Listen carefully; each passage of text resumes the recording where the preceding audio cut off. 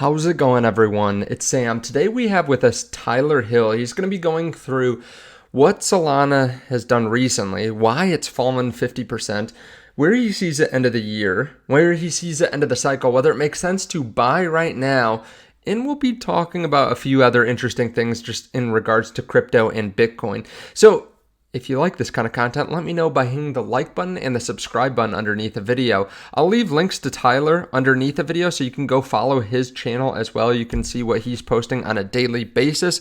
Also, there are a couple links underneath the video. In case you want to trade Solana, there's a link to Margex underneath the video. You can get set up in just a few seconds, and you can use Solana as collateral, which is actually really interesting. So like, for example, here you can see the Bitcoin charts pulled up, but you can use Solana as collateral. So if Bitcoin goes up, but Solana goes down, well, my trade's still profitable, so I get more Solana, which is really interesting. And you can also trade Solana as well. There's also a link to CoinW as well. They're both constantly running airdrops for our community, so you can get some free money as well there. So let's get into the content and see where Solana's going. Tyler, thanks so much for coming back on the channel. We're going to have your links underneath the video. Before we start, do you think you can give me a little background on Solana and maybe why it's fallen down 40 to 50% recently? Yeah. So it's kind of been an interesting couple weeks with what's been happening. Honestly, a couple months with Solana. And I think what people often tend to forget is that they do percentage to percentage comparisons where they shouldn't be done, in my opinion. Right. And so what that means is like, Solana's falling 40, 50%. And they'll say, well, Bitcoin's only down 10% or 15%, and Solana's down 40 to 50%. So why would I buy Solana and not Bitcoin? And that is a valid argument. If you're looking at it from a risk perspective and what you're capable or willing to lose, and obviously buying Solana is much more risky than Bitcoin.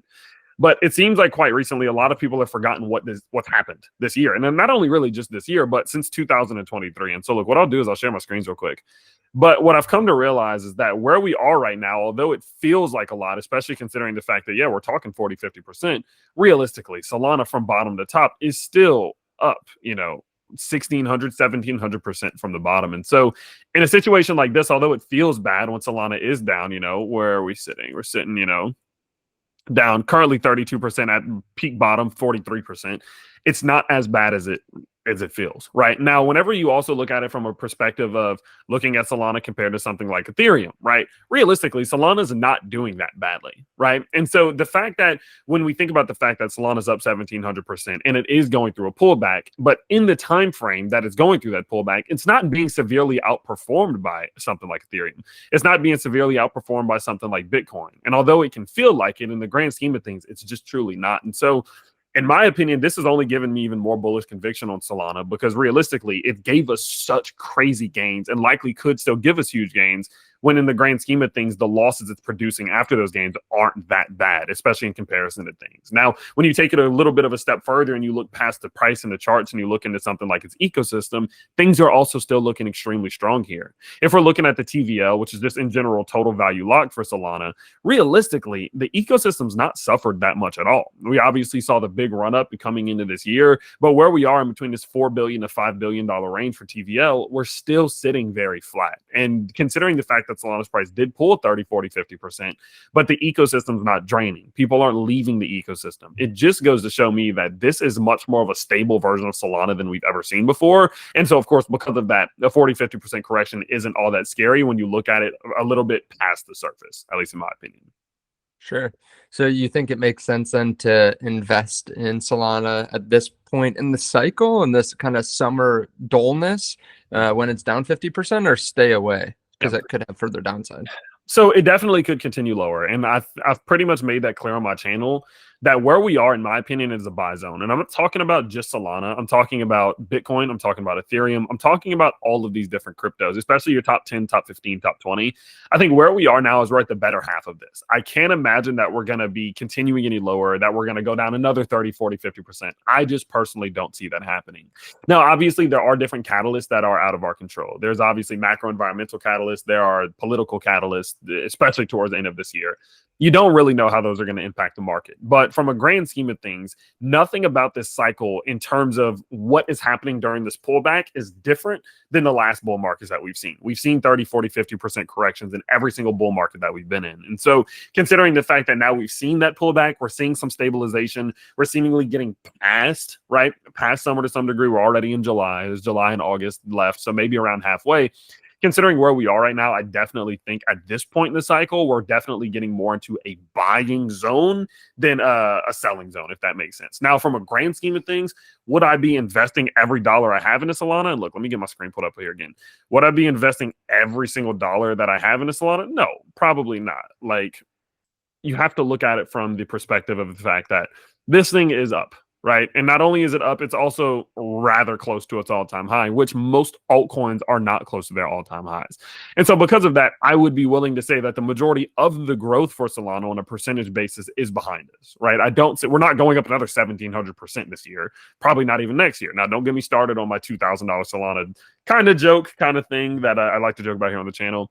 But realistically, there are going to be other opportunities for better gains in other places. I do believe that. I think a coin like Jasmine, I think Render, I think those are ones that could produce better gains than Solana, but I definitely think there are still gains to be had. And so because of that, I still do believe that we're in a buy zone for Solana. Again, it just might not be the biggest buying opportunity like we saw when we got down here, clearly. It's so interesting because I go back and forth between looking at the percentage gains that we've had already and what we'll have in the future, and then looking at just the dollar value, because it's important for people to realize there's way more risk now, now that the price is higher, and there's less percentage gains. But if you have money in Solana already, let's say you bought 10 Solana for $8 a piece. Now you have $1,400 worth.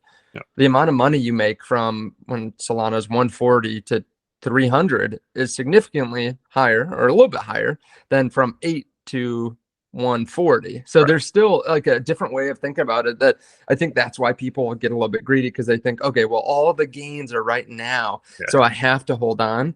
But you did make some great points there, and I've talked about a couple of those in my videos recently. It seems like everything is going perfectly. Like, we had such a short-term what's the opposite of a catalyst? Headwind with the German government selling like 30,000 Bitcoin in a week or something like that.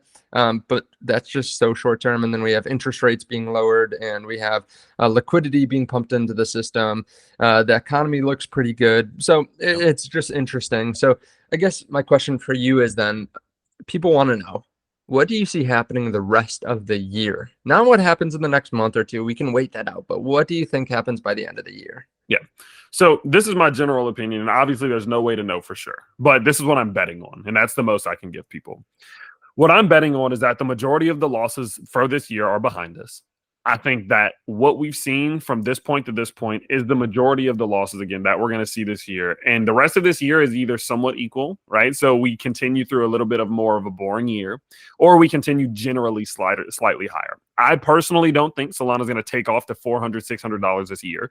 I don't think that's going to happen. I think this market got very far ahead of itself. I think it ran too fast, too far, too fast, right? And what ended up happening is that now we've seen an extended summer lull. This has lasted a little bit longer than usual. You look at something like Solana has been kind of pulled back since April. A lot of your different Bitcoin, for example, although it had its pump and its pull, whatever, it's not done much since April, which is a little premature compared to what we've seen historically. And so in my opinion, what we're seeing now is this market rationalizing to some degree and saying, okay, we need to calm it down a little bit. And so in my opinion, knowing that these bull markets can typically last up to, a year or 2 years, if we see all these cryptos, Bitcoin, for example, running up to 100,000, Ethereum, 10,000, Solana up $500, $600, if we see these things happen this year, it's going to get catastrophic next year. That's my honest opinion. And I don't think that's going to happen, because I call them lizard people. Call them what you want. But the lizard people who are kind of a little bit more in control of this market, I don't think they will allow that to happen. And that's just kind of the perspective that I have. And so with that in mind, in my general opinion, I think that Solana is in more of a less risky place now than it's been at any given point this year. Okay, I think it's at a given point, than any given point this year. And the reason being is because, again, yes, sure, we may pull a little bit further. Solana may hit back on $100. I've said that consistently. It could do that. I think that would represent the bottom of this move, but it could do that. But generally speaking, for the rest of the year, November and December have been historically good months for crypto, and Solana specifically. I think we easily could see it recover back to at least where we are now, or possibly even higher, maybe even recapturing up to 200, maybe even recapturing some of these previous highs. And yeah, maybe there's even a chance that if we do start to see the elections going in the direction of crypto, if we do start to see maybe interest rates lowering, if the macro environmental catalysts do start to produce bullish results, then we could see Solana pushing up towards $300 to $350 at some given point this year. I just don't quite know if that's as likely. And so because of that, in my opinion, I think where we're at is either a point of neutrality or at least a little slight bullishness from where we are now, either of which means that there's not that much risk for Solana in the macro. Sure, by September, Solana could be at $100. But when we zoom out a little bit, I think come November, December, we do recover back up to some of those higher levels, maybe even surpassing the previous high that we set this year around $200, $210. That's my overall thought. What do you think end of cycle then? And when do you think the end of the cycle is? Because this is something that I've gone back and forth on. A good part of me wants to say that's going to be done earlier because it's the opposite of what people think. But then I think, oh, I'm not that smart. Other people are probably thinking the same thing. So maybe the max pain is a lot of people get out, and then it pumps up. It continues pumping. There's some new narrative. Then people start to buy back in and then get dumped on. What's your thinking on that? I'm thinking sometime around summertime of 2025. I think it's a little bit earlier. I know some people are projecting end of 2025. I just don't think we get there. I don't think, maybe things slow down and the bear market kind of starts from a position of slowness earlier, but I just don't quite think we're going to get towards the end of 2025 with pumps, bullishness, craziness, catalysts shooting us in the upward direction. It's not impossible. I just have not seen a market that's done that. I've not seen, 2 strong years of hundreds of percentages of gains. Typically, those things do conclude a little bit sooner. And the fact that Bitcoin itself has already surpassed it, at one given point, surpassed its all-time high, right? You look at something like Bitcoin dominance, also in a position in which it seems like it could be falling over sometime soon. Not saying it's going to, but you look at a Bitcoin dominance, it's either in its last leg or it's already about to start rolling. I just don't personally see how in the world we do this for another year and a half. And so for me, the way I'm looking at it, I think we have another good year in us. And summertime lull comes around next year, which is pretty typical. We might be looking at something similar to 2021, but maybe without that final kaboom like we saw in 2021 towards the end of the year. But it's a guess. Really, I honestly have no way of knowing. I think we're seeing more environmental factors affecting crypto today than we ever have. We're seeing more influence. We're seeing much more control from the outside perspective than we ever have before. And that should shift this market completely to a point in which eventually a cycle will look completely different than all of the rest of them. I think we're going to get to that point, and I think things will stabilize at some point. So I'm not saying that next year we're just going to have a hard crash, but I definitely don't see us going into November or December of 2025 absolutely sending Bitcoin at 300K. I just don't have that conviction personally. Well, awesome, Tyler. I love having you on the channel. I think you're great at TA and great in general too, because you're so dialed into the market. You know what people are thinking, you know what's happening behind the scenes. So we're going to have you back again. Sure. Yeah, always. Yeah, as I said earlier in the video, all the links are underneath to Tyler's channel. You can go check him out, give him a sub, go watch some of his videos. And yeah, there's the link to Margex underneath the video, CoinW, if you want to trade as well. There are airdrops going constantly on there so you can get some free money. We'll see you in the next one. Bye. Next time. Peace.